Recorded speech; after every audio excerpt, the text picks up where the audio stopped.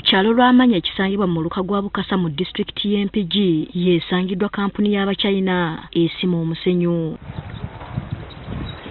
Kampuni eno yazimbibwa wakati mu mugga Katonga era tukitegedde nti eri ku bugazi bwayiikaana. Abachina bano kigambibwa babadde basima omusenyu mu mugga guno mu bumenyi bw'amateeka. Kino kye kiwaliriza ekitongole kinnema nga kiri wamu n'ebitongole ebirala okutuuka mu kifo kino. Nema yennyamidde okusanga Abachina bano nga bakubye enkambi wakati mu mugga nga n'amazzi tegakyasobola kutambula bulungi. N'enfaanana y'amazzi eragirawo nga bwe galimu ebyagateekebwamu ebintu ebirala.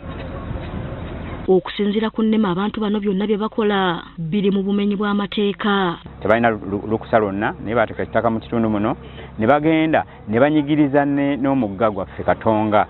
Kati nno wano nga babadde bakolerawo basima omusenyu nga ne mu mugga Katonga bayingiddemu. Nneme ewambye ebyuma bye babadde bakozesa mu kusima omusenyu ebisoba mu 20 n'emmotoka ezisangiddwako omusenyu nazo ziboyeddwa. Mulimu Sinotrax galole gano aganene ga magulu 15, mulimu wheel loaders 2, mulimu ebyuma bino ebisima omusenyu ebisima ettaka excavators 2. Era mu kitundu kye kimu wabaddewo ne kampuni eyitibwa Edicop nga nayo esangiddwa esima omusenyu mu bukyamu.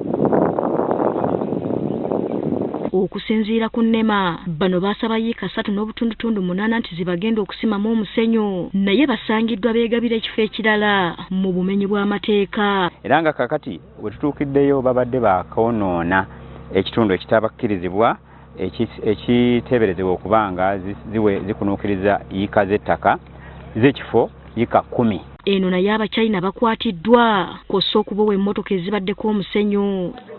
Abavubuka be bakwatidde emmotoka zaabwe beemulugunyiza nga bagamba ogwabwe gwa kusuubula busuubuzi. N'abamu emmotoka bazikwatidde ku kkubo nga zijjudde zitambula ne bazikomyawo wano.